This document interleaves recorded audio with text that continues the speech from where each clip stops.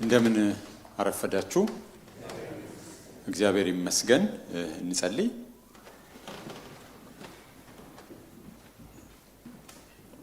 ቸር አምላካችን እናመሰግንሃለን። ትንፋሻችንን መንገዳችንን በእጅ ያስክ አምላክ ምሕረትህ በስቶልን ዛሬም በሕይወት ስላለን እናመሰግንሃለን። በዚህ ስፍራ እንድንገናኝ አቅም ጉልበት ስለሰጠህን ተመስገን። ጌታ ሆይ እንደ ምክርህ እንድንመላለስ ምክርህን እንድንሰማ ብቻ ሳይሆን ቃልህን እንድንሰማ ብቻ ሳይሆን ቃልህን እንድንኖር ልባችን ለቃልህ መከፈቱ ብቻ ሳይሆን ሕይወታችንም በቃልህ የተመራ የተገዛ እንዲሆን እርዳን።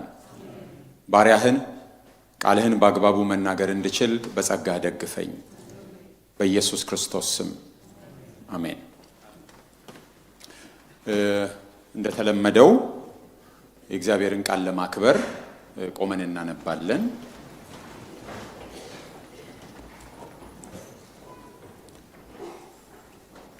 ያው ሮሜ 9 ላይ እንዳለን እንደምታስታውሱ እገምታለሁ። ከቁጥር 14 ጀምረን እናነባዋለን። እንግዲህ ምን እንላለን? በእግዚአብሔር ዘንድ አመፃ አለ ወይ? አይደለም። ለሙሴ የምምረውን ሁሉ እምረዋለሁ ለምራራለትም ሁሉ እራራለታለሁ ይላልና። እንግዲህ ምሕረት ለወደደ ወይም ለሮጣ አይደለም ከሚምር ከእግዚአብሔር ነው እንጂ። መጽሐፍ ፈርዖንን ኃይሌን በአንተ ዘንድ አሳይ ዘንድ ስሜም በምድር ላይ ይነገር ዘንድ ለዚህ አስነሳሁ ይላልና። እንግዲህ የሚወደውን ይምረዋል የሚወደውንም እልከኛ ያደርገዋል።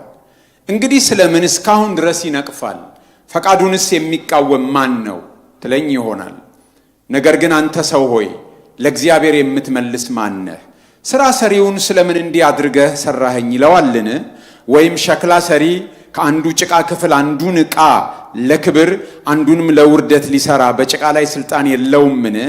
ነገር ግን እግዚአብሔር ቁጣውን ሊያሳይ ኃይሉንም ሊገልጥ ወዶ አስቀድሞ ለክብር ባዘጋጃቸው በምሕረት ዕቃዎች ላይ የክብሩን ባለጠግነት ይገልጥ ዘንድ ለጥፋት የተዘጋጁትን የቁጣ ዕቃዎች በብዙ ትዕግስት ከቻለ እንዴት ነው?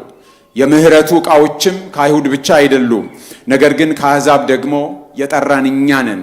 እንዲሁ ደግሞ በሆሴ ሕዝቤ ያልሆነውን ሕዝቤ ብዬ ያልተወደደችውንም የተወደደችው ብዬ እጠራለሁ። እናንተ ሕዝቤ አይደላችሁም በተባለላቸው ስፍራ በዚያ የሕያው እግዚአብሔር ልጆች ተብለው ይጠራሉ ይላል። ኢሳይያስም የእስራኤል ልጆች ቁጥር ምንም እንደ ባህር አሸዋ ቢሆን ቅሬታው ይድናል፣ ጌታ ነገሩን ፈጽሞ ቆርጦ በምድር ላይ ያደርገዋልና ብሎ ስለ እስራኤል ይጮኻል። ኢሳይያስም እንደዚሁ ጌታ ጸባዖት ዘር ባላስቀረልን እንደ ሰዶም በሆንን ገሞራንም በመሰልን ነበር ብሎ አስቀድሞ ተናገረ። እንግዲህ ምን እንላለን? ጽድቅን ያልተከተሉት አሕዛብ ጽድቅን አገኙ፣ እርሱ ግን ከእምነት የሆነ ጽድቅ ነው። እስራኤል ግን የጽድቅን ሕግ እየተከተሉ ወደ ሕግ አልደረሱም። ይህ ስለምንድን ነው? በሥራ እንጂ በእምነት ጽድቅን ስላልተከተሉ ነው። እነሆ በጽዮን የእንቅፋት ድንጋይና የማሰናከያ ዓለት አኖራለሁ፣ በእርሱም የሚያምን አያፍርም ተብሎ እንደተጻፈ በእንቅፋት ድንጋይ ተሰናከሉ ይላል። እንቀመጣለን።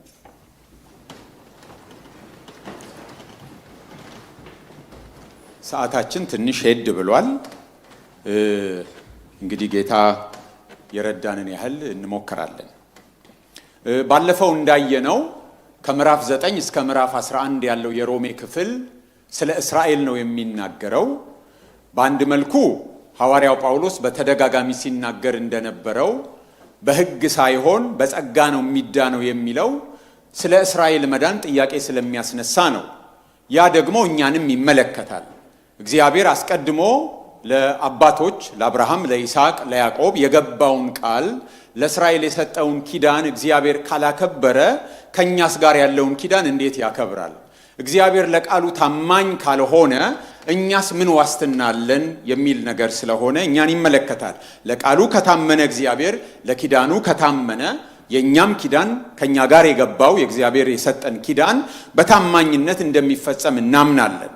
በተጨማሪም ደግሞ በአሕዛብና በአይሁድ መካከል የነበረውንም መገፋፋት ያንንም በሚመለከት አንዳቸውን እንዳይንቁ ወይም እንዳይታበዩ ያንንም ታሳቢ ያደረገ ነው እና ሐዋርያው ጳውሎስ ባለፈው እንዳየነው ትልቁ ናፍቆቱ ትልቁ ልመናው እንቅልፍ የሚነሳው ነገር የሰዎች መዳን እንደነበረ ምን ድረስ ነው ሐዋርያው ጳውሎስ ጭንቀቱ የነበረው እሱ ከክርስቶስ ተለይቶ ለዘላለም የተጣለ ሆኖ ወንድሞቹ ወይም ወገኖቹ የሆኑት አይሁድ እንዲድኑ እስከ መፈለግ ድረስ ነበር ናፍቆቱ። ይሄንን ምን ብለናል? ከክርስቶስ ፍቅር ራስን መስዋዕት ከማድረግ ፍቅር ከዛ የተጨለፈ ፍቅር እንደሆነ ይሄን አይተናል። በብሉይ ኪዳን እንዲህ አይነቱን ነገር ያሳየው ሙሴ እንደሆነ ሕዝብህን ይቅርበል አለበለዚያ እኔን ከሕይወት መጽሐፍ ደምስሰኝ ያለውን እሱን እንደሚያሳይ አይተናል። እስራኤል በእግዚአብሔር ተመርጣለች። ስለዚህ እስራኤላውያን የእግዚአብሔር ሕዝብ ናቸው። ነገር ግን በመጠራት ብቻ ሳይሆን ለእግዚአብሔር በመታዘዝም እንደሆነ የእግዚአብሔር ልጅነት የሚገኘው አይተናል። የእግዚአብሔር ልጅነት በስጋ በመወለድ የሚገኝ አይደለም። የአብርሃም ልጅ በስጋ በመሆን ብቻ በመንፈስ የአብርሃም ልጅ መሆን አይከተልም። ሰዎች እያንዳንዳቸው ጥሪውን መቀበል ለእግዚአብሔር መታዘዝ እንዳለባቸው አይተናል። የእግዚአብሔር ጥሪ የእግዚአብሔር ምርጫ በዚህ ምዕራፍ ላይ የጋራ ምርጫ እንደሆነ እግዚአብሔር እስራኤልን ሲጠራ በጋራ እንደጠራ ለዓላማ እንደጠራ ለሰዎች መዳን ለአሕዛብ መዳን ለዓለም ሁሉ መዳን ታሳቢን አድርጎ እንደሆነ እነዚህን ሐሳቦች ባለፈው ሳምንት ከሞላ ጎደል አንስተን ነው የቋጨ ነው። ዛሬም ጊዜ የረዳንን ያህል እንሄዳለን። ምዕራፍ 9ን አንስተን ሌላ ሳናነሳው ማለፍ የሌለብን ዋና ነገር የእግዚአብሔር ሉዓላዊነት ነው። በዚህ ምዕራፍ መሰረት አሁን ስናነብም ከቁጥር 14 ጀምሮ ላለው ሐዋርያው ጳውሎስ የሚናገረው ነገር ምንድነው? እግዚአብሔር ሉዓላዊ ነው። እግዚአብሔር የበላይ የለበትም። እግዚአብሔር ለማንም አካውንቴብል አይደለም። ለምን እንደዚህ ታደርጋለህ ተብሎ አይጠየቅም። እስራኤልን መርጠሃል፣ ስለዚህ each and every እስራኤላዊ መዳን አለበት ብሎ እግዚአብሔርን ማንም ዲክቴት ሊያደርገው አይችልም። መዳን ለአሕዛብ ብቻ መሆን የለበትም ለእስራኤል ብቻ ነው ብሎ ማንም ሊሞግተው እግዚአብሔርን አይችልም። አይሁዳውያን በእርግጥ ይሞክሩ ነበረ። ወንጌል ሲሰብኩ ክርስቲያኖቹ እንኳን ይሰብኩ የነበረው ሐዋርያት ሥራ መጽሐፍ ውስጥ እንደምናየው ለአይሁዳውያን ብቻ ነበረ። ለምንድነው አሕዛብ ወንጌል ወደ አሕዛብ ከመጣ በኋላ ደግሞ በቃ እስራኤል ተትታ በዛው ማትቀረው? ድነት ከዚህ በኋላ ለአሕዛብ ብቻ ለምን አይሆንም? እነሱ ጊዜያቸውን አቃጥለዋል፣ እድላቸውን ተጠቅመው አበላሽተዋል ማለት ደግሞ አይቻልም። በኋላ ደግሞ ይመጣል። ባለፈው በጨረፍታ እንዳየነው ግንዱን የሚሸከመው ቅርንጫፉን የሚሸከመው ማን ነው? ስሩ ነው፣ ግንዱ ነው። እነሱ ናቸው እንጂ አሕዛብ አይደሉም አይሁድን የተሸከሙት። ስለዚህ ለነሱም የተጠበቀላቸው የቀረላቸው መዳን እንዳለ ይናገራል። ስለዚህ እግዚአብሔር ሉዓላዊ ነው። ማንም በዚህ መንገድ መስራት አለብህ ሊለው አይችልም። ማንም ለምን ብሎ እግዚአብሔርን ሊገስጸው፣ ሊቆጣው፣ ሊመክረው የእግዚአብሔር አማካሪ ሊሆን ማንም አይችልም። እግዚአብሔር ሉዓላዊ ነው። ይሄ ክፍል የሚነግረን የምምረውን እምረዋለሁ ብሎ ነው የሚናገረው። ስለዚህ በአሕዛብ መዳን ጉዳይ ላይ ማንም እግዚአብሔርን ሊናገረው አይችልም።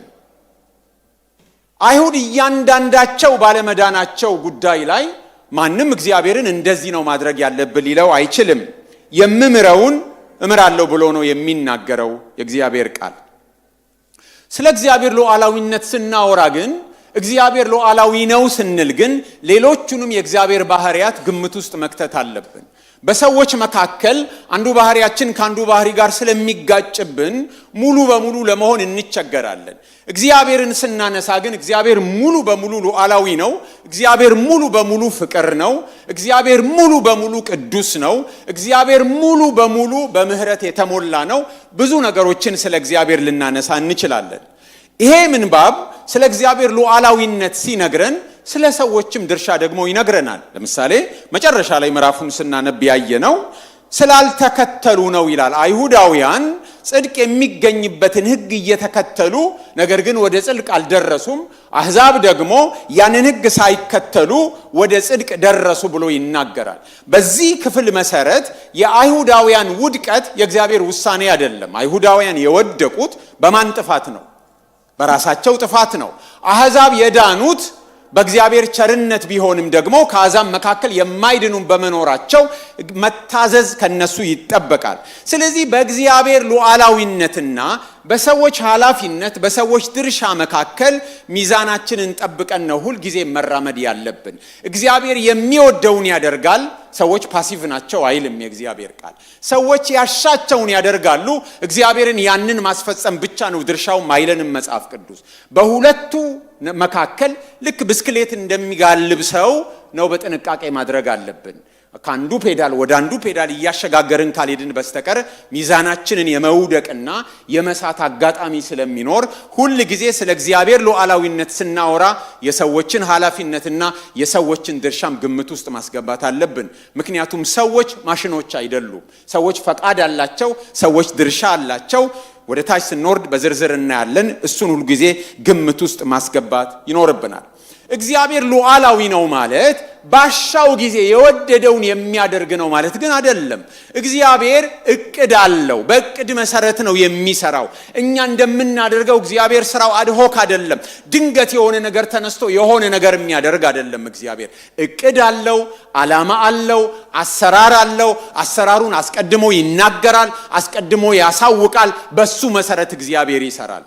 ይሄ ማለት ግን እግዚአብሔር ሁሉን ነገር አስምሮ ስለጨረሰ ያንኑ የሚፈጽም ብቻ እንጂ ጸሎትን ሰምቶ ለመመለስ ጣልቃ የሚገባ አይደለም ማለት አይደለም።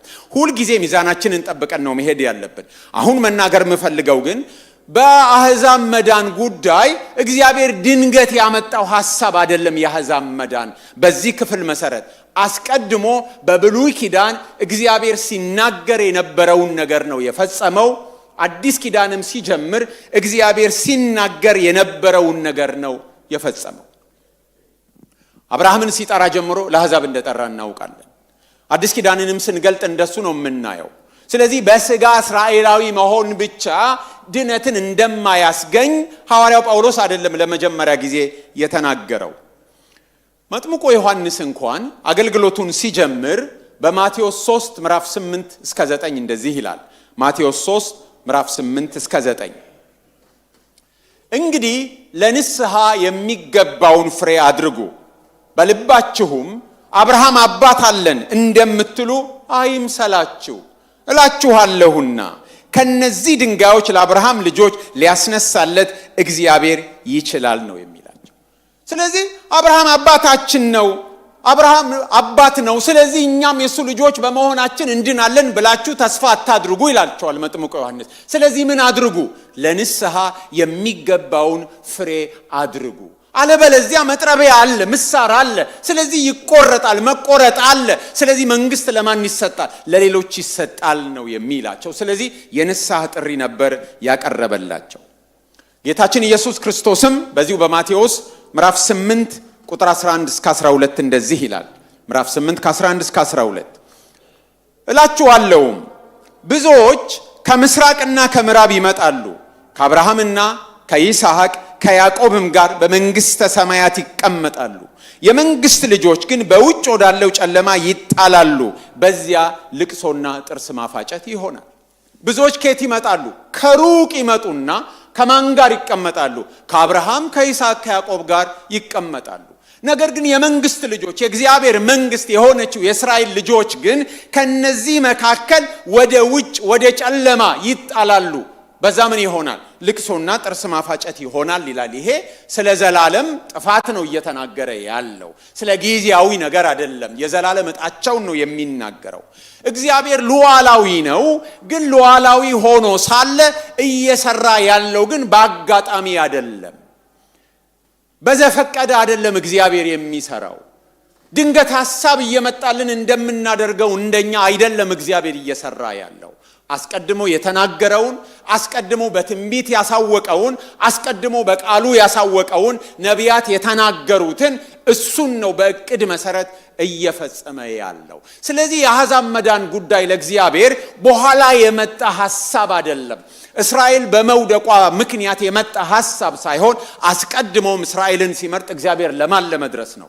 ለአሕዛብ ለመድረስ ነው። ስለዚህ እግዚአብሔር ለመሳሪያነት ሲፈልጋት ፌል ስታደርግ እግዚአብሔር ሌላ መሳሪያ አምጥቶ ተጠቀመ እንጂ የአሕዛብ መዳን ጉዳይ አስቀድሞም የእግዚአብሔር ሐሳብ ነው። በኋላም ከታች እንደምናየው ቁጥር 24 እስከ ቁጥር 28 ሲናገር ሕዝቤ ያልሆነችውን ያልተባለችውን ሕዝቤ ያደርጋለሁ፣ ምሕረት የማይገባት ምሕረት የተገባች ትሆናለች እያለ ከሆሴም እንደገና ደግሞ ከኢሳይያስም እየጠቀሰ የሚናገረው ይሄንን ነው። ስለዚህ ወገን ያልነበራቸው አስቀድመው ወገን ያልነበራቸው አሁን ባለ ወገን ሆኑ።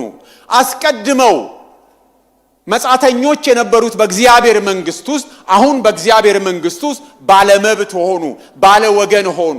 ይሄ ብቻ አይደለም፣ በሁለቱ ህዝቦች መካከል የነበረውን የጥል ግድግዳ እንዳፈረሰ ሐዋርያው ጳውሎስ በሌላም ስፍራ በኤፌሶን ምዕራፍ 2 ላይ ይነግረናል።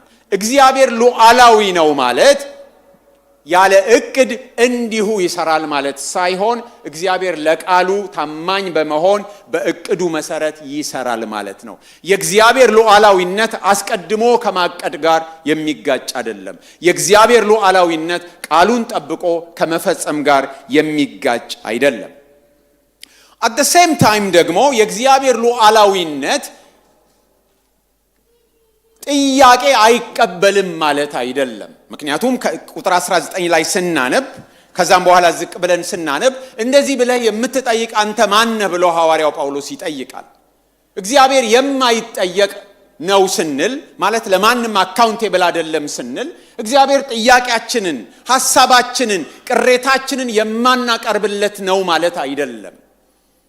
እግዚአብሔርን አንሞግትም፣ እንገዛለን፣ ግን እግዚአብሔርን እንጠይቃለን። ጥያቄ ለእግዚአብሔር ማቅረብ ይቻላል። ግን ምንድነው እግዚአብሔር ሉዓላዊ ነው ስንል እግዚአብሔርን በመቃወም ሴንስ አይደለም ጥያቄያችንን የምናቀርበው። ሙሴ እንዳደረገ በእግዚአብሔር ፊት ስንቀርብ ሁሉ ጊዜ ጫማችንን አውልቀን ፊታችንን ተከናንበን በአክብሮትና በመገዛት የምንቀርብ እንደሆነ መረዳት ይኖርብናል። ጥያቄን እየተቃወመ አይደለም ሐዋርያው ጳውሎስ። ተቃውሞን በእግዚአብሔር ላይ ማጉረምረምን ለእግዚአብሔር አለመገዛትን ታሳቢ እያደረገ እየተናገረ መሆኑን ግምት ውስጥ ማስገባት ይኖርብናል። እግዚአብሔር ሉዓላዊ ነው። ነገር ግን እግዚአብሔር መሐሪና ታጋሽ ነው። እግዚአብሔር መሐሪና ታጋሽ ነው። ምክንያቱም ሐዋርያው ጳውሎስ ስለ እግዚአብሔር ሉዓላዊነት እየተናገረ የምምረውን እምራለሁ ብሏል። ስለዚህ የሚሻውን መማር ይችላል እያለ ነው የሚናገረን። ሉዓላዊ ነው፣ ግን ደግሞ እግዚአብሔር ምንድነው? መሐሪ ነው። እግዚአብሔር መሐሪነቱንና ታጋሽነቱን ነው የሚነግረን በዝርዝር። የምምረውን እምራለሁ ብሏል፣ ለምራራለትም ሁሉ እራራለታለሁ ይላል ነው የሚለው ቁጥር 15 ላይ። ቁጥር 14 ጥያቄው ምንድነው? እንግዲህ ምን እንላለን? በእግዚአብሔር ዘንድ አመጻ አለ ወይ ይላል። አመጻ አለ ወይ የሚለው በእግዚአብሔር ዘንድ አድልዎ አለ ወይ የሚል ነው። በአዲሱ መደበኛ ትርጉም ብታዩት እግዚአብሔር ያደላል ወይ? ሉዓላዊ ስለሆነ እግዚአብሔር ለሰዎች ያደላል ወይ? ለማንም አካውንቴብል ስላልሆነ የበላይ ስለሌለው ያሻውን ስለሚሰራ እግዚአብሔር ለሰዎች ፊት ያደላል ወይ የሚል ጥያቄ ነው ያለው። ተገቢ ጥያቄ ነው። ምክንያቱም በሰዎች ዘንድ ሰዎች ባለስልጣን ሲሆኑ የበላይ ሲሆኑ አንዱ ፕሪቪሌጃቸው ምንድነው? ማድላት ነው። ሰዎች የበላይ ከሌለባቸው ጠያቂ ከሌለባቸው የመጀመሪያ ስራቸው ምንድነው? ማዳላት ነው። ለዚህ ነው በዓለም ሲስተም መካከል ቼክ ኤንድ ባላንስ የሚያስፈልገው፣ ተጠያቂነት የሚያስፈልጋቸው። ሁሉ ጊዜ በመንግስት ስልጣን መካከል በየትኛውም ስልጣን መካከል ቼክ ኤንድ ባላንስ ሲስት አደጋ ነው የሚፈጠረው። በእግዚአብሔር ዘንድ ግን እግዚአብሔር እንደው ለሰው እንዳያደላ ቼክ ኤንድ ባላንስ ለእግዚአብሔር አይዘጋጅለትም። ምንድነው የሚለው? በእግዚአብሔር ዘንድ አድሎ አለ ወይልና የለም። ለምን? የምምረውን ሁሉ እምረዋለሁ፣ የምራራለትን ሁሉ እራራለታለሁ። ስለዚህ ሉዓላዊነቱን እየተናገረ አለማድላቱን እየተናገረ ከምን ጋር ነው የሚያገናኘው? ከምህረት ጋር ነው የሚያገናኘው። ዝቅ ስንል ደግሞ ከትዕግስት ጋር ያገናኘዋል። ለመሆኑ ሐዋርያው ጳውሎስ ይህንን ክፍል የወሰደው ከየት ነው?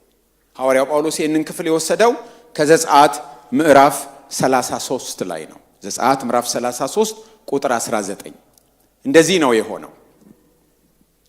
በዘጸአት ምዕራፍ 32 ላይ ዘጸአት ምዕራፍ 32 ላይ እስራኤላውያን የወርቅ ጥጃ ሰሩና በአሮን መሪነት ለወርቅ ጥጃ ሰገዱ። ከሰገዱ በኋላ ካመለኩ በኋላ እግዚአብሔር ተቆጣ። ምዕራፍ 32 ላይ ዘጸአት ተቆጣና ለሙሴ አንተን ለታላቅ ሕዝብ አደርጋለሁ፣ አጠፋቸዋለሁ አለ። እግዚአብሔር ከሙሴ ጋር ያለው ላይ ነው፣ ወይም ሙሴ ከእግዚአብሔር ጋር በከፍታ ቦታ ነው ያለው። ሙሴ እዛ ሆኖ ለመነ፣ እባክህ ብሎ ለመነ። ከዛ ቁጥር 14ን ስናነብ ቁጥር 14 እግዚአብሔር የሙሴን ልመና ሰምቶ ለሕዝቡ ምን አለ ይላል? ራራ ይላል። ለሕዝቡ ምን አደረገ? ራራ። ሕዝቡ በሙሉ ምንድነው የሚገባው? ፍርድ ነው። ትእዛዙ ከኔ በቀር ሌላ አምላክ አይሁንልህ ነው። ትእዛዙ በምንም አይነት ሁኔታ የተቀረጸ ምስል አይኑር ነው። ያጠፉት ሁሉም ናቸው። ሁሉም መጥፋት አለባቸው። ምክንያቱም እግዚአብሔር የፍትህ አምላክ ነው። ሁሉ ቢጠፉ በእግዚአብሔር ዘንድ ትእዛዙን በመጣሳቸው ፍትህ ነው። እግዚአብሔር ግን ለሕዝቡ ምን አደረገ ይላል? ራራ። ከዛ ሙሴ ወረደ፣ ከተራራው ወረደ። ሙሴ ቁጣውን ገለጠ። የእግዚአብሔር ወገን የሆነ ይለይ አለ። እግዚአብሔር ለሕዝቡ ምን አድርጓል? ራርቷል። ሙሴ ተቆጥቶ ወርዶ እንደ መሪነቱ የእግዚአብሔር ወገን የሆነ ይለይ ሲል ሌዋውያን ተለዩ። ከዛ በኋላ ሰይፋችሁን ምዘዙና በሉ አለ። ስንት ሺህ ሰዎች ሞቱ ይላል? 3000 ሰዎች ሞቱ። ከቁጥር 27 እስከ 28 ከቁጥር 34 እስከ 35 ስናነብ በማግስቱ ሙሴ ስለ ሕዝቡ ኃጢአት ለማስተሰረይ ወደ እግዚአብሔር ወጥቶ ልመና አቀረበ።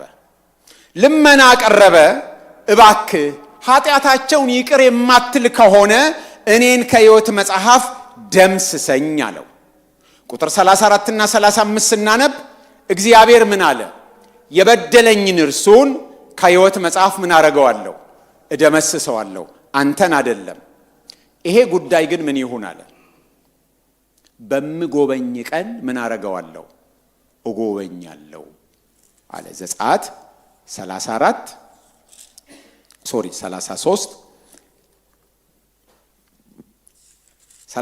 ዘጸአት 32 ቁጥር 34 እና 35 አሁንም ሂድ ይህንም ሕዝብ ወደ ነገርኩ ምራ፣ እነሆ መልአኬን በፊትህ ይሄዳል፣ ነገር ግን በምጎበኝበት ቀን ኃጢአታቸውን አመጣባቸዋለሁ አለው። አሮን የሰራውን ጥጃ ስለሰሩ እግዚአብሔር ሕዝቡን ቀሰፈ። እግዚአብሔር ምንድነው ያለው? የበደለኝን እርሱን ምን አረጋለሁ? እደመስሳለሁ። አሁንም ሂድና ምራቸው፣ እጎበኛቸዋለሁ። በጎበኘው ቀን ምን አመጣባቸዋለሁ? ኃጢአታቸውን አመጣባቸዋለሁ። ስለ ጀስቲስ ነው እየተናገረ ያለው። ከዛ በኋላ ምዕራፍ 33ን ስናነብ እግዚአብሔር ሂዱ ምራቸው፣ አብሬያቸው አልወጣም አለ። ሕዝቡ አዘኑ፣ አለቀሱ። ከዛ ቁጥር 17 ላይ ሙሴ እግዚአብሔርን አቤቱ ክብርህን አሳየኝ፣ አንተ ካልወጣህ ምን ዋጋ አለን? አብረህን ውጣ ብሎ ለመነ። ከዛ እግዚአብሔር ስሜን በፊትህ መልካምነቴን በፊትህ አውጃለሁ አለውና ከ19 እስከ 20 ስናነብ የምምረውን እምራለሁ አለው። ስለዚህ እግዚአብሔር እየተናገረ ያለው ጀስቲስን በሚመለከት ሁሉ ሰው ቅጣት ይገባዋል። ሁሉ ሰው፣ እስራኤላውያን በሙሉ ነው የበደሉት ምናልባት ከሙሴ በስተቀር። ነገር ግን እግዚአብሔር ራራላቸው። ነገር ግን እግዚአብሔር ሙሉ በሙሉ አልፈረደባቸው። በምጎበኝ ቀን ኃጢአታቸውን ምን አደርጋለሁ? እጎበኛለሁ። ይቆይ ነው ያለው። ስለዚህ እግዚአብሔር ምኑ ነው የተገለጠው? ትዕግስቱ ነው የተገለጠው። ዛሬ ማጥፋት ሲችል፣ ዛሬ ሕዝቡን ሁሉ መጨረስ ሲችል እግዚአብሔር ምን አደረገ? ትዕግስት ሰጣቸው። ትዕግስት አደረገላቸው፣ ታገሳቸው። በትዕግስት ውስጥ ደግሞ ምንድነው ያለው? ምህረት ነው ያለው። የምምረውን ምን አደርጋለሁ? እምራለሁ አለ። ስለዚህ በዚህ ውስጥ የምናየው የእግዚአብሔርን ትዕግስትና የእግዚአብሔርን ምህረት ነው። ምህረት ማለት የሚገባንን አለመቀበል ማለት ነው። ምህረት መብት አይደለም። ፍትህ ግን መብት ነው። ፍትህ የእጃችንን ማግኘት፣ የሚገባንን ማግኘት ማለት ነው። የእግዚአብሔርን ቅጣት በሚመለከት ሁሉ ሰው የእግዚአብሔር ቅጣት የተገባው ነው። ምህረትን በሚመለከት ግን የእግዚአብሔር ምህረት የተገባን አይደለም። ፍርድ፣ ፍትህ፣ ቅጣት የእጅን ማግኘት ነው። የእግዚአብሔር ምህረት ደግሞ የእጅን አለማግኘት ነው። ስለዚህ በዚህ ውስጥ የምናየው የእግዚአብሔርን ትዕግስት ነው። ስለ ትዕግስቱ ሲናገር ቁጥር 22 እና 23 ላይም አንድ ኮንዲሽናል የሆነ አረፍተ ነገር ምናልባት እንዲህ ቢሆንሳ ብሎ ሐዋርያው ጳውሎስ ያነሳል። ነገር ግን እግዚአብሔር ቁጣውን ሊያሳይ ኃይሉንም ሊገልጥ ወዶ አስቀድሞ ለክብር ባዘጋጃቸው በምሕረት ዕቃዎች ላይ የክብሩን ባለጠግነት ይገልጥ ዘንድ ለጥፋት የተዘጋጁትን የቁጣ ዕቃዎች በብዙ ትዕግስት ከቻለ እንዴት ነው? በአዲሱ መደበኛ ትርጉም ላንብበው፣ ሐሳቡ ትንሽ ግልጽ ይሆናል። እግዚአብሔር ቁጣውን ለማሳየት ኃይሉንም ለማሳወቅ ፈልጎ የቁጣው መገለጫ የሆኑትን ለጥፋትም የተዘጋጁትን እጅግ ታግሶ ቢሆንሳ አስቀድሞ ለክብር ላዘጋጃቸው የምሕረቱም መግለጫዎች ለሆኑት የክብሩ ባለጠግነት እንዲታወቅ ይህን አድርጎ እንደሆነስ። ስለዚህ ሐዋርያው ጳውሎስ እንዲህ ቢሆንሳ ሁኖስ ነው እያለ እየተናገረ ያለው። እንዲህ ሆኖ ቢሆንሳ ነው የሚለው። እግዚአብሔር ቁጣውን የሚያሳይ ቢሆንም በእንግሊዘኛ ትርጉሞች ስታነቡ ለምሳሌ በአምፕሊፋይድ፣ በኤንአይቪ፣ በኤንኤስቢ ኦልዞ ነው የሚለው። እንደዚህ ቁጣውን የሚገልጥ ቢሆንም ግን ደግሞ በምህረቱ ታግሶ ቢሆንስ? ሁለት ጎራዎችን ይነግረናል። ለጥፋት የተዘጋጁ ማለት ዴስትንድ ማለት አይደለም፣ ፕሪፔርድ ነው። ለጥፋት የተዘጋጁ ማን ነው ያዘጋጃቸው? ራሳቸው። ለምሳሌ ከቤተክርስቲያን አባቶች መካከል ቅዱስ ዮሐንስ እንደሚለው ዮሐንስ አፈወርቅ ራሳቸው ለጥፋት የተዘጋጁ ናቸው። ሐዋርያው ጳውሎስም ማን እንዳዘጋጃቸው አልተናገረም። ራሳቸው ናቸው የተዘጋጁት። ለምህረት እግዚአብሔር የምህረቱ መገለጫ እንዲሆኑ እግዚአብሔር ያዘጋጃቸው አሉ። ያዘጋጃቸው ማለት ዴስትንድ ማለት አይደለም፣ ፕሪፔርድ ነው የሚለው። እግዚአብሔር ፕሪፔር ያረጋቸው። እንዴት ነው እግዚአብሔር ፕሪፔር ያረጋቸው? ለክብር ለመብቃት ምዕራፍ 8 ላይ የተቀመጠ ኳሊፊኬሽን አለ። ለታቀደው ክብር ለመብቃት ሰዎች የልጁን መልክ እንዲመስሉ የታቀደ የተዘጋጀ አሰራር አለ። ለሱ ፕሪፔርድ የሆኑ ማለት ነው እንጂ ለክብር ዴስትንድ የሆኑ ማለት አይደለም። የተጻፈው እንደሱ አይደለም። ሌላ ነገር ይዘን ስንመጣ ነው ወደ መጽሐፉ እንደሱ የምናስብለው። ስለዚህ ራሳቸውን ለጥፋት ያዘጋጁ ሰዎችን እግዚአብሔር ቁጣውን ሊገልጽባቸው ቢችልም ነገር ግን የበለጠ ታላቅነቱን ለመግለጥ ታግሷቸው ቢሆንሳ? ለምንድን ነው ሊፈረድባቸው የሚገባ ሰዎችን እግዚአብሔር የሚታገሰው? ይመለሱ እንደሆነ ማን ያውቃል? ሁል ጊዜም የእግዚአብሔርን ቃል ስናነብ ቁጣ የሚገባቸውን እግዚአብሔር ይመለሱ እንደሆነ ምን ይሰጣል? ጊዜ ይሰጣል። ሁል ጊዜም ሲመለሱ እግዚአብሔር ምን ያደርጋል? ይመለሳል። ኦፍ ኮርስ ገደብ አለው እግዚአብሔር፣ እናያለን በዚህ ምዕራፍ ውስጥ። ግን ሰዎች ሲመለሱ እግዚአብሔር ምሕረቱን እንዲያገኙ ስለሚናፍቅ እግዚአብሔር አስቀድሞ ለጥፋት የመደባቸው ሰዎች የሉም። ስለ ዴስቲኔሽን አይደለም የሚያወራው፣ ይሄ ስለ መዘጋጀት ነው የሚያወራው። እግዚአብሔር እየተናገራቸው ልባቸውን እልከኛ ያደረጉ ለጥፋት የተዘጋጁ ሰዎችን እግዚአብሔር ወዲያው አይደለም የሚቀስፋቸው፣ ይታገሳል። ለምንድን ነው የሚታገሰው? ለምህረት ነው እግዚአብሔር የሚታገሰው። እግዚአብሔር ለሰዎች ሁልጊዜም ተደጋጋሚ እድል ይሰጣል። እግዚአብሔር ይመስገን። ይታገሳል። እነዚህን እስራኤላውያን ወዲያው አላጠፋቸው፣ እግዚአብሔር ታገሳቸው። ፈርዖን የቁጣ ዕቃ ነበረ፣ ታገሰው እግዚአብሔር። ግን ፈርዖን አልተመለሰም። ስለ ፈርዖን እናነሳለን። ስለዚህ እግዚአብሔር እሱን ታግሶ በመቅጣት ለሌሎች ማስተማሪያ ያደረገው ቅጣት ሁሉ ጊዜም አንድም ባለጉዳዩን ለማስተማር ነው፣ አንድም ደግሞ ተመልካቾችን ለማስተማር ነው። አይደል? በዚህ መንግስት አሰራር በዚህ መንግስት በምድራዊ መንግስት ማለት ነው ወንጀለኛ የሚታሰረው ለምንድን ነው? ከጥፋቱ እንዲማር። የሚገደለውስ የሞት ፍርድ የሚፈረድበት ሌሎች እንዲማሩ ጭምር ነው። ስለዚህ እግዚአብሔር እንደሱ ነው ያደረገው። እስራኤላውያንን እግዚአብሔር ታገሳቸው። ይመለሱ እንደሆን በማለት ብዙ ዕድል እየሰጠ ታገሳቸው።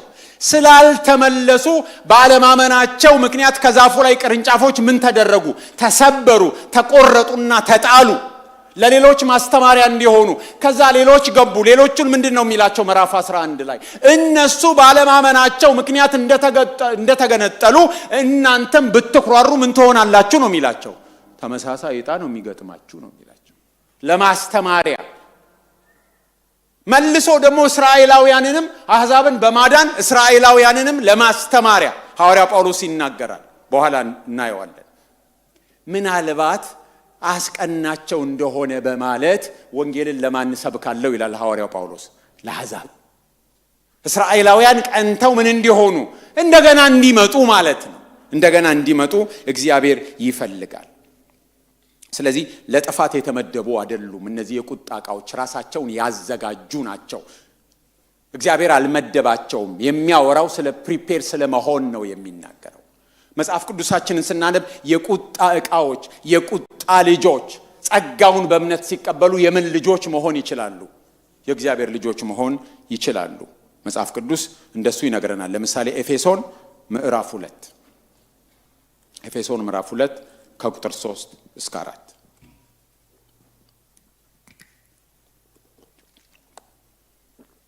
በበደላችሁና በኃጢአታችሁ ሙታን ነበራችሁ፣ በእነርሱም በዚህ ዓለም እንዳለው ኑሮ በማይታዘዙትም ልጆች እንደሆነው በአየር ላይ ስልጣን እንዳለው አለቃ ፈቃድ በፊት ተመላለሳችሁባቸው። በእነዚህ ልጆች መካከል እኛ ሁላችን የሥጋችንንና የልቡናችንን ፈቃድ እያደረግን በሥጋችን ምኞት በፊት እንኖር ነበር። እንደ ሌሎቹም ደግሞ ከፍጥረታችን የቁጣ ልጆች ነበርን። ነገር ግን እግዚአብሔር ከምሕረቱ ባለጠጋ ስለሆነ ከወደደን ትልቅ ፍቅሩ የተነሳ በበደላችን ሙታን በሆንን ጊዜ ከክርስቶስ ጋር ሕይወትን ሰጠን። በጸጋ ድናችኋል። የምን ልጆች ነበር? ሁላችን የቁጣ ልጆች። ሁላችን ራሳችንን ለጥፋት ያዘጋጀን ሰዎች ነበርን። ነገር ግን የእግዚአብሔር ምሕረት መጣልን። ፓሲቭሊ አይደለም የዳን ነው፣ አምነን ነው የዳን ነው። ስለዚህ በዚህ ክፍል የተነገረን እግዚአብሔር ሉዓላዊ ነው። at the same time ደግሞ እግዚአብሔር መሐሪና ትዕግስተኛ ነው። ጌታ ይባረክ። እግዚአብሔር ሉዓላዊ ነው። ነገር ግን እግዚአብሔር የሰዎችን ምርጫ ያከብራል። አስቀድመን እንዳልነው ስለ እግዚአብሔር ሉዓላዊነት ስንናገር ልክ ብስክሌት እንደሚጋልብ ሰው ነው በጥንቃቄ በሁለቱ መካከል ሚዛን ተከትለን የምንሄደው። የእስራኤላውያን አለማመን እግዚአብሔር በሉዓላዊነቱ ወስኖባቸው አይደለም። ምክንያቱም ምዕራፉ መጨረሻ ላይ ስናይ ምንድነው የሚለው? ተሰናከሉ፣ በማሰናከያው አለት ተሰናከሉ ነው የሚለው። ጥፋቱ የነሱ ነው። ያለማመናቸው ጉዳይ የእግዚአብሔር ውሳኔ ሳይሆን የራሳቸው ጉዳይ ነው። እልከኞች ናቸው። ደጋግሞ እየተናገራቸው እግዚአብሔር እነሱ እልከኞች ናቸው። ምዕራፍ 10 መጨረሻ ላይ ብታዩ ቁጥር 21 ላይ ምዕራፍ 10 ቁጥር 21 ላይ ቀኑን ሁሉ ወደማይታዘዝና ወደሚቃወም ሕዝብ እጆቼን ዘረጋው ነው የሚለው። የማይታዘዙ ናቸው፣ እልከኞች ናቸው። ስለዚህ እግዚአብሔር ሊያስቀናቸው ተነስቷል። ቁጥር 19 ላይ ሙሴ አስቀድሞ እንደዚህ ያለ ብሎ ሲናገር እኔ ሕዝብ በማይሆነው አስቀናችኋለሁ፣ በማያስተውልም ሕዝብ አስቆጣችኋለሁ ይላል። ለምንድን ነው እግዚአብሔር የወሰነባቸው ካልን በራሳቸው ጥፋት ነው። እልከኞች ስለነበሩ የማይታዘዙ ስለነበሩ ነው እንጂ እግዚአብሔር እድል ሲሰጣቸው ነበረ። በማሰናከያው ድንጋይ ተሰናከሉ። ለምን? መስቀል እንቅፋት ሆነባቸው። ሐዋርያው ጳውሎስ በገላትያ መልእክቱም እንደሚነግረን በአንደኛ ቆሮንቶስ መልእክቱም እንደሚነግረን መስቀሉ ለአይሁዳውያን እንቅፋት ለአሕዛብም ሞኝነት ነው።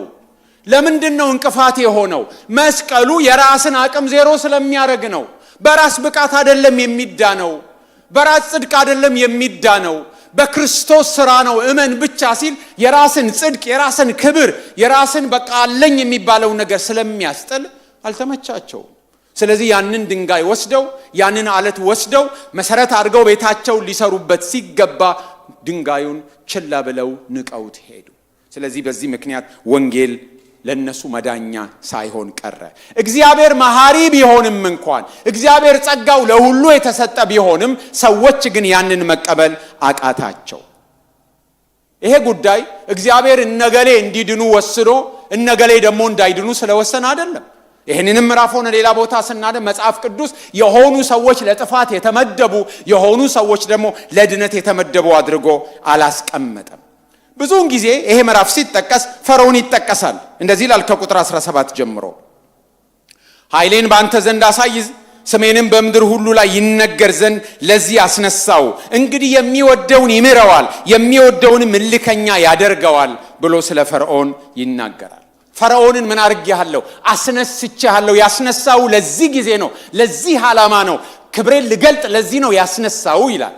ይሄ ማስነሳት የሚለው ቃል በዚህ ቦታ ስልጣን የሰጠው ፖዚሽን የሰጠው ወደ መንግስት ዙፋን ያመጣው ብለን ልንተረጉመው እንችላለን። ያስነሳሁ ነው የሚለው እግዚአብሔር በየዘመናቱ የዓለምን ታሪክ ስለሚቆጣጠር በየዘመናቱ መሪዎችን ያስነሳል። ስለዚህ እግዚአብሔር ቂሮስን እንዳስነሳ ፈርዖንን አስነስቶታል። እግዚአብሔር ናቡከደነጾርን እንዳስነሳ ፈርዖንን አስነስቶታል። ሌሎችን እንዳስነሳ እግዚአብሔር ፈርዖንንም አስነስቶታል። ከዛ ምን ይላል? ልቡን ስለማደንደን ነው የሚናገረው። ይሄም የተወሰደው ከዘጸአት መጽሐፍ ነው። ካልተሳሳት ለ20 ጊዜ ያህል ስለ ፈርዖን ልብ ማደንደን ተጽፏል። ከዛ ውስጥ 10ሩ እግዚአብሔር ልቡን እንዳደነደነው 10ሩ ደግሞ ፈርዖን የራሱን ልብ እንዳደነደነ ነው የሚናገረው። ለምሳሌ ከሁለቱም ምን ዘጸአት ምዕራፍ 8 ቁጥር 15 ዘጸአት ምዕራፍ 8 ቁጥር 15 ፈርዖንም ጸጥታ እንደሆነ ባየ ጊዜ ልቡን አደነደነ፣ እግዚአብሔርም እንደተናገረ አልሰማቸውም ይላል። ቁጥር 32 እዚሁ ምዕራፍ 8 ላይ ፈርዖንም በዚህ ጊዜ ደግሞ ልቡን አደነደነ፣ ሕዝቡንም አልለቀቀም ይላል። ሌሎችም ክፍሎች አሉ። ምዕራፍ 9 ቁጥር 12 ደግሞ እግዚአብሔር ያደረገውን ይነግረናል። እግዚአብሔርም የፈርዖንን ልብ አጸና፣ እግዚአብሔርም ለሙሴ እንደተናገረው አልሰማቸውም ይላል። 11ንም ብናነብ 11 ወደ መጨረሻው ላይ በመካከላቸው አደርግ ዘንድ የርሱን የባሪያዎቹንም ልብ አደንድኛለሁና በማለት ይናገራል። ይህ ክፍል ሲጻፍ ፈርዖን ልቡን ለማደንደኑና እግዚአብሔር የፈርዖንን ልብ ለማደንደኑ ጥቅም ላይ የዋሉት ቃላት የተለያዩ ናቸው። በተጻፈበት ቋንቋ ፈርዖን ልቡን አደነደነ ሲል ፈርዖን ልቡን አከበደ ማለት ነው። እግዚአብሔር የፈርዖን ልብ አደነደነ ሲባል ደግሞ የከበደውን አደደረው ማለት ነው። የበለጠ እንደዛ ብለን ልንወስድ እንችላለን። የቃላቱ የተለያዩ ናቸው። እግዚአብሔር የሰዎችን ልብ ያደነድናል ወይ? አዎን። እግዚአብሔር የሕዝብን ልብ ያደነድናል ወይ? አዎን። መጽሐፍ ቅዱሳችን ሮሜንም ጨምሮ ይሄንን ይነግረናል። ለምንድን ነው የሚያደነድነው ከተባለ ለፍርድ ነው። እግዚአብሔር የሚያደነድነው ለፍርድ ነው የሚያደነድነው። ለምሳሌ ኢሳይያስ ምዕራፍ 6 ቁጥር 9 ላይ እስከ 10 የተነገረው በኋላ ደግሞ በዮሐንስ ወንጌል ምዕራፍ 12 ላይ ተጠቅሶ እናያለን። ኢሳይያስ ምዕራፍ 6 እግዚአብሔርን ከፍ ባለ ተራራ ላይ አየው። ኢሳይያስ ከፍ ባለ ዙፋን ላይ አየው። የሆነውን ታውቃላችሁ። ማንን እልካለሁ አለ። እኔ ላከኝ አለ። ከዛ ተልኮ የምንድን ነው? ከቁጥር 9 ጀምሮ ስታዩ ሂድ፣ ይህን ሕዝብ መስማትን ትሰማላችሁ አታስተውሉምም፣ ማየትንም ታያላችሁ አትመለከቱምም በላቸው። በዓይናቸው እንዳያዩ በጆሮአቸውም እንዳይሰሙ በልባቸውም እንዳያስተውሉ ተመልሰውም እንዳይፈወሱ የዚህን ሕዝብ ልብ አደንድን፣ ጆሮአቸውንም አደንቁር፣ ዓይናቸውንም ጨፍን አለኝ። ተልኮ ምን የማድረግ ነው? ልባቸውን የማደንደን ነው የኢሳይያስ ተልኮ። ይሄ እንዴት እንደተፈጸመ በዮሐንስ ወንጌል ምዕራፍ 12 ላይ እናነባለን። ማቴዎስ 13 ማቴዎስ 13 13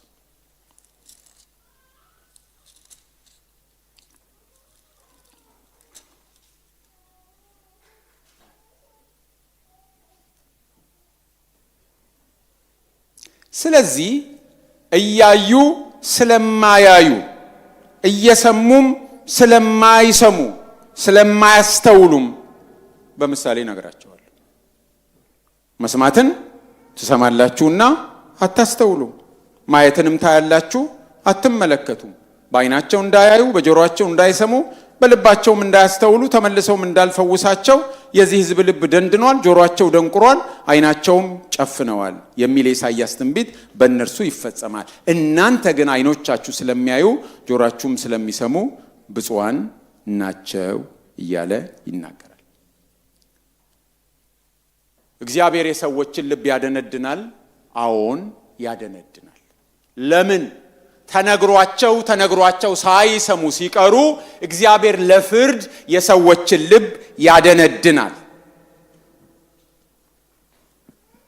ልባቸው ያልደነደነባቸውን ሰዎች ልብ እግዚአብሔር አደንድኖ አያውቅም። አስቀድሞ ራሳቸው ልባቸውን ያላደነደኑ ሰዎችን ልብ እግዚአብሔር ተናግሯቸው ተደጋጋሚ ዕድል ሰጥቷቸው እምቢ ያላሉ ሰዎችን ልብ እግዚአብሔር አደንድኖ አያውቅም።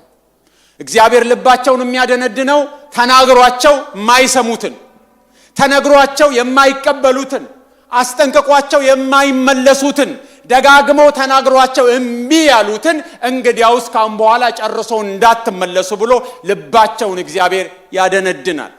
ይሄንን ሮሜ ምዕራፍ 1ን ስንመለከት አስቀድሞ ሐዋርያው ጳውሎስ ተናግሮት እንደነበር አይተናል። ሮሜ ምዕራፍ 1 ቁጥር 24 ስለዚህ እርስ በርሳቸው ስጋቸውን ሊያዋርዱ እግዚአብሔር በልባቸው ፍትወት ወደ ርኩስነት አሳልፎ ሰጣቸው።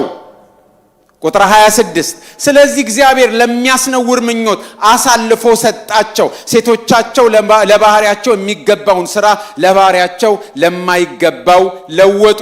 ቁጥር 28 እግዚአብሔርን ለማወቅ ባልወደዱት መጠን እግዚአብሔር የማይገባውን ያደርጉ ዘንድ ለማይረባ አእምሮ አሳልፎ ሰጣቸው። ለምንድን ነው የሰጣቸው? እግዚአብሔርን ለማወቅ ባልወደዱት መጠን ነው የሚለው። እግዚአብሔርን ለመስማት ባልፈለጉት መጠን፣ ልባቸው ልከኛ በሆነ መጠን፣ ልባቸው የደነደነ በሆነ መጠን እግዚአብሔር መልሶ ልባቸውን ምን አደረገው? አደነደነው። ለልባቸው ምኞት፣ ለልባቸው ፍላጎት አሳልፎ ምን አደረገ? ሰጣቸው። ስለዚህ የደነደነው ልባቸው የበለጠ ደደረ ማለት ነው እንጂ ዱ ዩ ቲንክ ፈርዖንን እግዚአብሔር ልቡን ሳያደነድነው በፊት እስራኤላውያንን የሚወድ ልቡ ገር፣ ስስ፣ የዋህ የነበረ ይመስላችኋል? እግዚአብሔር ሳያደነድነው በፊት ፈርዖን ጥሩ ልብ ያለው ሕዝቡን የሚወድ የእስራኤልን ሕዝብ ለሕዝቡ የሚራራ የነበረ ይመስላችኋል? አልነበረም። ዘጸአት ምዕራፍ ገና ስንከፍት ምን ብሎ ነው የሚጀምረው? ምዕራፍ 1 ላይ ዘጸአት የምናገኘው በግብፅም ዮሴፍን የማያውቅ አዲስ ንጉሥ ተነሳ። ቁጥር 8 ምን አለ? እነዚህ እስራኤላውያን በዝተዋል፣ ከኛም ይልቅ በርትተዋል። እንዳይበዙ ሰልፍም በተነሳብን ጊዜ ከጠላቶቻችን ጋር ሆነው እንዳይወጉን ኑ እንጠበብባቸው፣ ጉልበታቸውን እንበዝብዝ፣ ጡብ እናሰራቸው ብሎ ነው የተነሳው። እንደዛም ሆኖ ሳይሆን ሲቀር ደግሞ አዋላጆችን ጠርቶ ሴት ሴቱ ይወለድ፣ ወንድ ወንዱን ግደሉ ብሎ ነው ያሰማራው። ሳያደርጉ ሲቀሩ ተቆጣቸው። ከዚህ በኋላ ነው። ስለዚህ ከመጀመሪያም የፈርዖን ልብ ምን የሆነ ነው? የደነደነ ነው። ጥሩ ልብ የነበረው ሰው አልነበረም። እስራኤልን የሚጠላ በስጋት የተሞላ ልብ ስለነበረው በእስራኤል ላይ የሚጨክን የተወለዱ ጨቅላ ወንዶች እንዲገደሉ እቅድ ያወጣ ሰው ነው። አዋጅ ያወጣ ሰው ነው። የእስራኤል ሕዝብ ባሪያ የሆነው በዚህ ፈርዖን ነው እንጂ ከዚህ በፊት አልነበረም። ከዚህ በፊት የነበሩት ፈርዖኖች ዮሴፍን ያውቁ ነበር። ለግብጽ ያደረገውን ያስቡ ነበር። ይሄ ግን ዮሴፍን የማያቅ ታሪክን ያላነበበ የሕዝቡን ታሪክ ያላገላበጠ ለሀገራቸው ውለታ የዋለውን ሰው ዘሮች ለማጥፋት የተነሳ ክፉ ሰው ነበር። ስለዚህ እግዚአብሔር የፈርዖንን ልብ አደንድኗል። አዎን፣ ለምን? አስቀድሞም ልቡ ምን ስለነበረ? ደንዳና ስለነበረ። ጥሩ ልብ የነበረው የዋህ ትሁት አልነበረም። ስለዚህ እግዚአብሔር ልበ ደንዳኖችን ተናግሮ አልመለስ ያሉትን ልባቸውን የበለጠ ምን ያደርገዋል? ድንጋይ ያደርግላቸዋል። ብዙ ጊዜ ምሳሌ ምን ይቀርባል? ንፋስና ብስክሌት መጋለብ። ንፋሱ ወደ ነፈሰበት አቅጣጫ ብስክሌት የሚጋልብ ሰው ንፋሱ ምን ይጨምርለታል? ጉልበት ይጨምርለታል። ንፋሱ ከሚመጣበትን ተቃርኖ አጌንስት ንፋስ ራይድ የሚያረግ ሰው ንፋሱ ጉዞውን ምን ያደርግበታል? ያደናቀፍበታል። ንፋሱ ለሁሉም እኩል ነው እየነፈሰ ያለው፣ ወደዚህ ነው የሚነፍሰው። ከንፋሱ ጋር አብሮ አቅጣጫውን ተከትሎ መሄድ የበለጠ ያፈጥናል። ከንፋሱ በተቃራኒ መምጣት ደሴም ንፋስ ምን ያደርገዋል? ጉዞውን ይገታበታል። ስለዚህ የልባችን ዝንባሌ እንጂ እግዚአብሔር ለሁሉ ምሕረቱ የምሕረቱ ንፋስ አንድ አቅጣጫ ነው። ሰው ፊቱን ካዞረ እግዚአብሔር ይመለሳል። ሰው ፊቱን ካላዞረ የበለጠ ፍርድ ይሆናል። ለማይረባ አእምሮ አሳልፎ ይሰጠዋል። ለልበ ደንዳናነት እግዚአብሔር አሳልፎ ይሰጠዋል። ፈርዖንን ያስነሳው እግዚአብሔር ቢመለስ እንዲመለስ ጭምር ነው። ነገር ግን እንደማይመለስ ያውቃል። ስለማይመለስ ልቡን አጠነከረበትና እግዚአብሔር ክንዱን፣ ታላቅነቱን፣ ኃይሉን በማን ገለጠ? በፈርዖን ላይ ገለጠ። የሚገርማችሁ እግዚአብሔር ራሱን ለግብፃውያንም ለእስራኤላውያንም ለመግለጥ ነው የፈለገው። በጣም ካስገረመኝ ነገር አንዱ ቅድም ያነበብነው ጣዖትን የማምለክ ነገር ላይ እግዚአብሔር ሊያጠፋቸው ሲፈልግ ሙሴ ሲማልድ እንደዚህ ነው ያለው። ግብፃውያን ምን ይላሉ አለ። ሰምተው ግብፃውያን ምን ይላሉ አለ። አሁን በ10 መቅሰፍት እግዚአብሔር ድራሻቸውን አጥፍቶ ወጥቶ አሁን ስለ ግብፃውያን ምን ይላሉ እግዚአብሔር እንዴት ግድ ሊኖረው ይችላል ብሎ ሙሴ አሰበ። ሙሴ እንዴት አሰበው? እግዚአብሔር ስለ ግብፃውያን ይገደው ነበር? በ10 መቅሰፍት ድምጥማጣቸውን ላጠፋቸው ህዝብ ምን ይላሉ? ምንስ ይበሉ? who cares? ግን እግዚአብሔር ግብፃውያን እንዲህ ሊያስቡ ይችላሉ፣ በሰውኛ ነው ማወራው መቼም ያው ይገባቸዋል ብሎ ኬር አረገ። ግብፃውያን ምን እንደሚያስቡ ሰዎች ምን ይላሉ በዜማ አለ ማለት ነው። እና እግዚአብሔር ተመለሰ፣ ለህዝቡ ራራ። ለምን? ግብፃውያን ምን ይላሉ ኮንሰርን አረገው እግዚአብሔርን። ግብፃውያን ምን እንደሚሉ አይገርማችሁ? እኔ ሳነበው ገርሞኝም አላባራ እንዴ። አሁን በኩራቸውን ገሎ ወጥቶ ምን ይላሉ እንዴ? ምንስ ይበሉ ነበር ምለው። እግዚአብሔር ግን ምን እንደሚሉ ግድ ሰጠው። ለምን? እግዚአብሔር ለግብፃውያንም እሱ ብርቱ አምላክ እንደሆነ፣ እሱ ታማኝ አምላክ እንደሆነ፣ ህዝቡ ተዋጊ እግዚአብሔር ለህዝቡ ተዋጊ እንደሆነ፣ ለህዝቡ የገባውን ኪዳን እንደሚጠብቅ፣ ከጣዖታት ሁሉ የሚበልጥ ከአማልክት ሁሉ የሚበልጥ አምላክ እንደሆነ እግዚአብሔር ለማን ማሳየት ፈልጓል? ለግብፃውያን ማሳየት ፈልጓል። ይሄንን ዘጸአት ምዕራፍ 7 ዘጸአት ምዕራፍ 7 ቁጥር 5 ግብፃውያንም እጄን በግብፅ ላይ በዘረጋው ጊዜ የእስራኤልንም ልጆች ከመካከላቸው ባወጣው ጊዜ እኔ እግዚአብሔር እንደሆንኩ ያውቃሉ። ቁጥር 17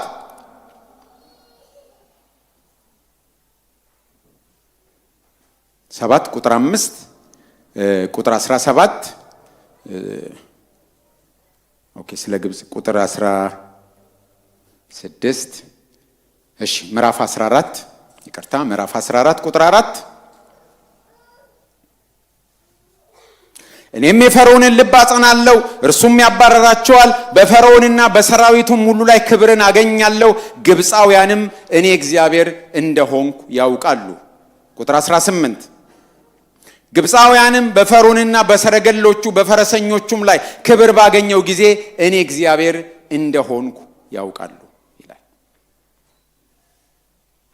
ፈርዖንን የታገሰው ለዚህ ነበር። ምዕራፍ 9 ቁጥር 15 የሚነግረን ፈርዖንን የታገሰው ለዚህ ነበር። አሁንም እጄን ዘርግቼ አንተን ሕዝብህንም በቸነፈር በመታው ነበር፣ አንተም ከምድር በጠፋህ ነበር። ነገር ግን ኃይሌን እገልጥብህ ዘንድ ስሜን በምድር ላይ ሁሉ ላይ ይነገር ዘንድ ስለዚህ አስነስቼሃለሁ አለው። ፈርዖንም ያውቅ ዘንድ ማለት ነው። ምዕራፍ 6 ቁጥር 7 እስራኤላውያንም ያውቁ ዘንድ። ምዕራፍ 6 ቁጥር 7 እታደጋችኋለሁ፣ ለእኔም ሕዝብ እንድትሆኑ እቀበላችኋለሁ፣ አምላክም እሆናችኋለሁ። እኔም እግዚአብሔር እኔም በግብፃውያን ባርነት ያወጣዋችሁ ከግብፃውያን ባርነት ያወጣዋችሁ እግዚአብሔር አምላካችሁ እንደሆንኩ ታውቃላችሁ ይላቸዋል። ምዕራፍ 10 ቁጥር 2ም እኔ እንደሆንኩ ታውቃላችሁ። ስለዚህ እግዚአብሔር ፈርዖንን ያስነሳው ለእስራኤላውያንም እሱ አምላክ እንደሆነ እንዲያውቁ፣ ግብፃውያንም እግዚአብሔር እርሱ አምላክ እንደሆነ እንዲያውቁ ነው። ስለዚህ እግዚአብሔር መታወቅ ይፈልጋል፣ ራሱን መግለጥ ይፈልጋል፣ ለእስራኤላውያን ብቻ ሳይሆን ለግብፅም። ስለዚህ እስራኤላውያንን ቢያጠፋ ግብጾች ምን ይላሉ ሲባል እግዚአብሔር ራራና ተመለሰ። ስለዚህ ለሙሴ ምሌሰን እየሰጠው ነበር። ግብፃውያን ስለ እኔ ምን እንደሚሉ ግድ ይለኛል፣ እኔ እግዚአብሔር መሆኔን ማወቃቸው ግድ ይለኛል የሚለውን መልእክት ለሱም እያስተላለፈለት ነበር። እግዚአብሔር ራሱን ለዓለም ሁሉ ለመግለጥ ይፈልጋል። ስለዚህ እግዚአብሔር የሰዎችን ፈቃድ ያከብራል። ልባቸውን ያደነደኑትን ይበልጥ ልባቸውን ያደነድናል። ልባቸውን ላላደነደኑ ደግሞ እግዚአብሔር የዘረጋላቸውን የምህረት እጅ ለተቀበሉ ደግሞ እግዚአብሔር ድነትን ይሰጣቸዋል። እግዚአብሔር የነፍስን ጥፋት አይወድም። እግዚአብሔር ሰዎች እንዲጠፉ አይፈልግም። እግዚአብሔር የማንም ልብ ደንድኖ እንዲጠፋ አይፈልግም። እድል ይሰጣል። እምቢ ሲሉ ግን በዚህ ምድርም ለፍርድ ልባቸውን ያደነድናል። ለራሳቸው አእምሮ አሳልፎ ይሰጣቸዋል። ለራሳቸው ምኞት አሳልፎ ይሰጣቸዋል። ለማይረባ አእምሮ አሳልፎ ይሰጣቸዋል።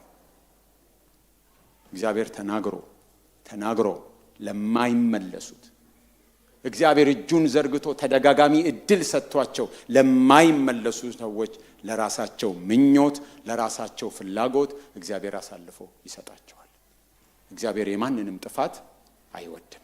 እግዚአብሔር ሉዓላዊ ነው፣ ግን ታጋሽና ምህረት የተሞላ ነው። እግዚአብሔር ሉዓላዊ ነው፣ ሰዎችን ፈቃዳቸውን ያከብራል። እጁ ለሁሉ የተዘረጋ ነው። እንጸልያለን። የእስራኤል መጥፋት እግዚአብሔር ፈርዶባቸው አይደለም፣ የራሳቸው እልከኝነትና ግትርነት ነው። ዛሬም የድነት መንገድ ተከፍቶላቸው ባለመቀበል የሚጠፉ ሰዎች እግዚአብሔር ለጥፋትና ለኩነኔ ስለመደባቸው ሳይሆን ልባቸውን ለዛ ስላዘጋጁ ነው። የራሳቸው ልብ ለዛ ስለተዘጋጀ ነው። እግዚአብሔር ሰዎችን ይታገሳል። ቢመለሱ እግዚአብሔር ይመለሳል። ምናልባት ቤተ ክርስቲያን የምትመላለሱ ለእግዚአብሔር መታዘዝ ያቃታችሁ ሰዎች ካላችሁ ይሄ እናንተ ሰዓት ነው። ቤተ ክርስቲያን ሁሌ የምትመጡ ምናልባት አገልግሎት ውስጥም ያላችሁ ነገር ግን ለእግዚአብሔር ፈቃድ ለመታዘዝ ልባችሁ ልከኛ የሆነ ሰዎች እግዚአብሔር የማትመለሱ ከሆነ ለራሳችሁ ምኞት አሳልፎ ሊሰጣችሁ ይችላል። ስለዚህ ለእግዚአብሔር መታዘዝ ያዋጣል። ሁሌም እግዚአብሔር ሰዎች እንዲመለሱ፣ ሰዎች እንዲታረሙ፣ ሰዎች ትእዛዙን እንዲፈጽሙ፣ ሰዎች በረከት እንዲያገኙ፣ ሰዎች ሰላም እንዲያገኙ፣ ሰዎች ፍጻሜያቸው እንዲያምር እግዚአብሔር ይፈልጋል። እግዚአብሔር መልካም አምላክ ነው።